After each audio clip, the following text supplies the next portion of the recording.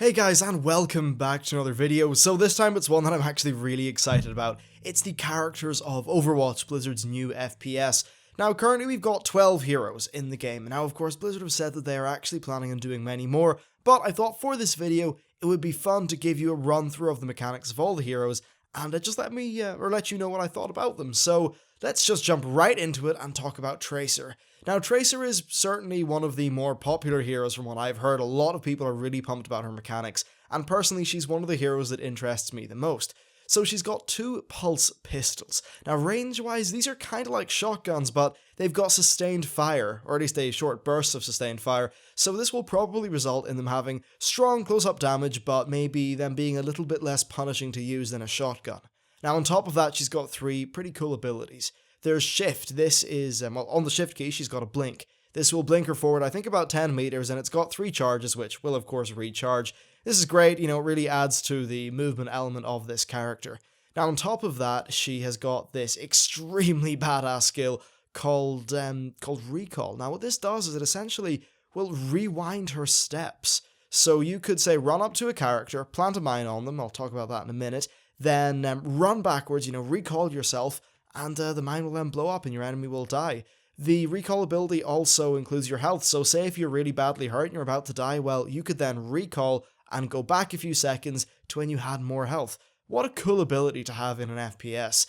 Now, her final ability is the pulse bomb thingy. This is a bomb that, well, will blow up and do a lot of damage, and it's sticky, so it can be stuck onto people, which of course is always fun, and, it does feel really rewarding to just slap a bomb in someone's face and watch them blow up. Now, in terms of my opinions on this character, well, I think it's probably kind of clear. I think she looks like a lot of fun to play, and I just love fast-paced characters in general, and her movement mechanics, and particularly the usage of that recall ability just really appeal to me. So certainly a character that I'm very excited about. Next, we've got Reaper. Now, Reaper is another offensive character, perhaps maybe one that I'm not as interested in, but he still is pretty cool. So he wields 2 shotguns. Now, these do look pretty powerful. We know from the trailer that they can actually one-shot weaker heroes like, say, Hanzo from close range. Now, his shift ability is Wraith form. He basically goes into this kind of more ethereal, shady form in which he can't be damaged and he can just sort of sleuth around the place. And you can use that to get up close to enemies without being killed, so you can then, blast their face off with a shotgun. Pretty cool. Now, his E ability is Shadow Step, which just looks like a kind of slowish teleport. I don't know, I'm not too hot on that actually. But finally, his ultimate ability is extremely cool. It's basically, well, it's called Death Blossom, and it's basically Strife, or Strafe even, from Diablo 3, but on, like, crack and a million other drugs. It looks really powerful, and it seems to do a lot of damage. I also love how it pulls the character out into a third-person perspective, because, hey, it just looks cool, right? So overall, my opinions on this guy are that he does look like a lot of fun, especially with that Death Blossom mechanic. However, maybe it looks a little bit slow-paced in comparison to what I like. His Shadow Step thingy, maybe it's just a bit too slow for the teleport, and the same goes for his sleuthing around Wraith form thingy. Still though, I'm sure a lot of people will enjoy this hero. Next up, we've got Widowmaker. Now, Widowmaker is a defensive hero, but she's a sniper, and honestly, she does look like a lot of fun. So, the really interesting thing about her, I think, is that her gun actually switches between 2 modes. It can be a standard assault rifle, but it can also be a very high damage sniper rifle that seems to have, well, on the scope itself seems to have this, unique feedback for when you are targeting someone's head. So that looks pretty interesting, and certainly it does do a lot of damage, and it can, by the looks of things, one-shot some characters. So that's quite nice. Now, her shift ability is a grappling hook. I think, many of us would just agree that grappling hooks are universally badass, so it's great having it on this character, and yeah, certainly pretty cool. Then also she has got an ability on E, which is Venom Mine. This is just a mine that will put a poisonous dot on a character and will eventually, most likely kill them. Then she's finally got an ability which will allow her to see through walls. Now, overall this character really does appeal to me. I've always enjoyed snipers, and I think the added flexibility of having an assault rifle and sniper rifle hybrid, along with the movement that comes from the grappling hook, should just be really interesting. Also, after playing Call of Duty Advanced Warfare, I certainly do like the idea of her being able to target enemies through walls. I think that's a pretty cool mechanic in that game as well. Okay, so let's move on from some of these more fast and shooty characters to Winston. Winston is fast, but he is more smashy, and he is a tank character, so he's got a lot of health, and he's just a big, punchy dude. And now he's one of the more iconic heroes, mainly because, well, he's a damn scientist ape from the moon. You don't get more just cool than that. So his main gun is a Tesla cannon. This kind of looks like a constant fire stream of lightning that's got roughly the range of a shotgun. It doesn't actually look too tactile to me, so I'll just have to see how that actually feels once we actually get the beta of this game. However, Winston's other abilities definitely look quite cool. So his shift is a jump pack, and I think we all like the idea of an armored gorilla with a jump pack. Who the hell doesn't? And probably it's something you'd need if you were a gorilla of his size, clad in armor. Now his E ability basically puts down a bubble shield from Halo 3, which again I think is pretty cool, and I like the teamwork potential for that ability. Then finally, his ultimate is called Primal Rage. This sends him into a absolute psychotic rage, which doubles his health and appears to increase his damage, and he just basically jumps about the place and smashes everyone when he's in Primal Rage. Looks like a really cool ability. Now overall, this guy does look like a lot of fun to play, and it's great to see a melee character be involved in a game like this, and still have some cool teamwork-based mechanics, like with what's going on with that bubble shield. However, I think that I actually prefer Reinhardt a little bit more over this guy from a mechanical level, though certainly it's great to see melee characters because they, I think, just promote a more reactive and fun kind of gameplay from the opposite team.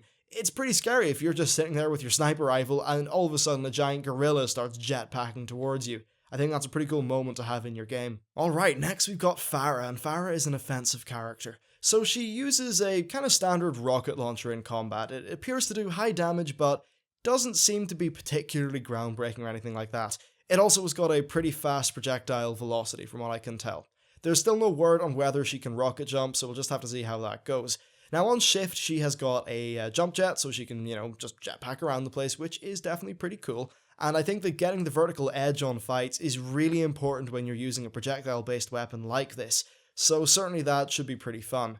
Now she can also hold space to hover in mid-air, which just makes her this kind of, mobile mid-air kind of weapons platform that can just rain down doom in the enemy team, which I think is really cool. Now she's also got an ability called Concussive Blast. This is a wrist rocket which does a pretty high amount of damage against things like shields and barriers, but also knocks back the target by quite a long distance. So seems like a cool ability, and I suppose if you're being charged with, say, I don't know, Reinhardt with his big shield up, then this would be a very effective ability. Certainly definitely looks quite cool. Now finally, her ultimate is Barrage. Basically, she goes complete Gundam style. She flies up in the air, starts firing down barrages of these micro missile thingies, and it just appears to be a really large AoE that honestly looks completely devastating based on the footage that I've seen. So this is perhaps one of the more safe characters in terms of its mechanical design, but at the end of the day, I don't think you can go wrong with someone based off being a badass who flies around with a rocket launcher. I love how verticality is emphasized by her moveset, and, I enjoyed the soldier in Team Fortress 2, and I think this is just like a beefed up soldier with even more mechanics that just looks like a lot of fun to play. So certainly I can't wait to try out Pharah. Next we've got Reinhardt. Now this is a guy who is a tank, and I've talked a little bit about him already in the video, so this is one of the heroes that I'm looking forward to the most. Rather than using a gun, he just uses a giant hammer, which is powered by rockets. That's cool. It's an idea that I can get behind. Now this hammer appears to do immense damage in an arc, so you definitely don't want to be up close to Reinhardt. Now on top of this, he's got a shield ability. Basically it puts up a frontal shield which can take a pretty high amount of damage. This will likely be invaluable when trying to close in on ranged enemies, and also will be great for providing cover for your allies. I love how that ability's kind of got dual uses there. He also has a charge ability which will kind of shoulder bash an enemy and pin them, meaning that they can't move, and it looks like it does a very high amount of damage. Again though, it's one of those abilities which has got a lot of movement and speed to it, which I always like. It should hopefully keep up the pace of play with this character. Now he also has Fire Strike. This is a ranged attack where he basically just swings his hammer and this big fiery thing sort of flies off the end and that can hit someone, and I just like having a little bit of a ranged option here. Then finally his ultimate is EARTHSHATTER. Basically he whacks the ground and it knocks back enemies in a cone in front of him, and it looks like a very powerful ability. So overall, I just think this is a very interesting character. I love melee characters in general, and this guy's mix of mobility, ranged, limited range capability, and then also just really cool, melee moveset stuff, just means that he really appeals to me. I think it's going to be really rewarding just running around smashing things with a bloody hammer. Sounds great. Okay, so next we have got Symmetra. she is a support character. Now, it's actually a pretty interesting character. She's largely turret-based, but I think is really quite different from, say, the Engineer in Team Fortress 2. Her gun does a channeled damage against an enemy at a short range, and with the damage per second actually increasing over time. Now, it does that normally, but you can actually charge it up for a single large shot, and it looks like this large shot can actually travel through things like, say, Reinhardt's barrier. That's pretty damn cool, actually, and I like the way there's a bit of a counterplay going on there. Now, she can place sentry turrets. These sentry turrets will fire blasts which reduce your opponent's speed, so in a team fight, having her there, slowing down the enemies, should hopefully give you some sort of edge. She also has a photon shield, which will actually shield an ally from damage, so again, it's sort of reinforcing that support role and helping out your team. And this shield will last for as long as the ally lives. Then finally, her ultimate is a teleporter, which will allow people to teleport from your spawn to her current location. So overall, her gameplay doesn't really look like my cup of tea, however I can certainly appreciate how this could be a really rewarding character for people who are maybe not so into like the raw shooting mechanics of games. A lot of people do enjoy playing support roles and they find a lot of rewarding gameplay there, so hopefully this is a hero that will facilitate that need. Okay, so with her covered, let's talk about Torbjorn, something like that. Basically just badass defense dude. So he is a more traditional engineer type character. He's got a rivet gun as his just main gun, and this is a kind of standard slow shots per minute, relatively high damage kind of pistol, which looks pretty cool and also appears to have some sort of shotgun mode. Now we can also build a turret, as you may have expected, and this turret can, in Team Fortress 2 style, be upgraded by collecting scraps off enemies. The hammer that he also has, that he builds these turrets with, can be used as a pretty good melee weapon too. His other ability will drop armor packs. These are actually pretty interesting. They will basically give they'll just give armor to either him or someone else, which will mean that you'll be a little bit more beefy in battle, which is pretty cool. Now his ultimate ability is Molten Core, and this basically gives him a bit of crack and sets him on fire. He will get loads of armor and scraps, but then he will also get a drastically increased attack speed and build speed. Meaning that, if his, if his cannon or something like that, or his turret is broken then, he can instantly rebuild a new one, pull out his rivet gun, and fire it really quickly and deal a lot of damage. So overall, I'd say that this does look like a fun character, but I've played enough of the Engineer in TF2 to maybe want to try out something a bit more different than a more standard turret class. Okay, so with him covered, let's talk about Bastion, who is another defense character. Now, Bastion is a rather interesting little mech. His regular mode involves running around with an assault rifle, and he can actually then transform into a siege mode, which basically makes him a stationary turret which has got a frontal shield and seems to do very high damage per second. I think that's really cool, and I like the way that he can be used as both a mobile attacking character and then also a more stationary defensive character. He's also got an ability which will repair him, however while repairing he won't be able to move or fire his weapons. Then finally his ultimate ability is a remote mine. This is pretty cool. Basically you use the mine and then you can drive it around the place, plant it somewhere, and hopefully it'll blow up and kill one of your enemies. Alright, so now that he's covered, let's talk about Hanzo. Hanzo is a pretty cool dude actually. So he wields a very high damage bow. And it looks like with this bow you kind of need to hold it down and kind of click just for a certain amount of time so that you draw the string back the right amount and then that will hopefully get you full damage. So, bows are cool, I've always liked them in games and I'm glad that we've got a bow character going on here.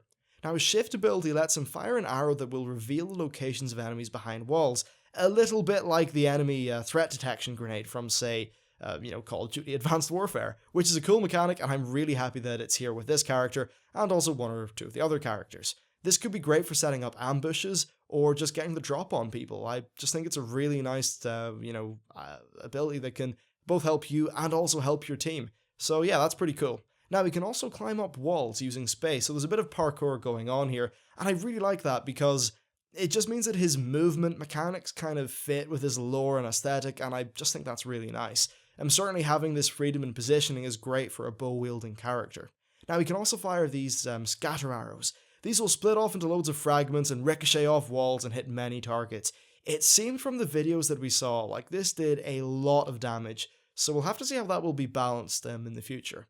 Now finally his ultimate ability is DRAGONSTRIKE. This summons a giant big dragon spirit which will just travel in a straight line and deal a whole bunch of damage and basically nom anyone that it touches.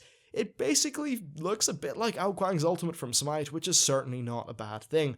Overall, this character just looks like a barrel of laughs and a lot of fun. And also, it looks like he's got a decently high skill cap with that bow, and I think that's definitely something that's very nice to have in the game. Ultimately, he looks like a lot of fun, and it's certainly a character that I think I'll put a lot of time into. Alright then, with Hanzo covered, let's talk about Mercy. Now, Mercy is a support character, and frankly, she looks like one of the more interesting healers that I've seen in a game. So, she is one of the support characters, and her main gun has got two different modes. The first one is a healing beam, which will heal other players just like the healing beam from the medic in TF2.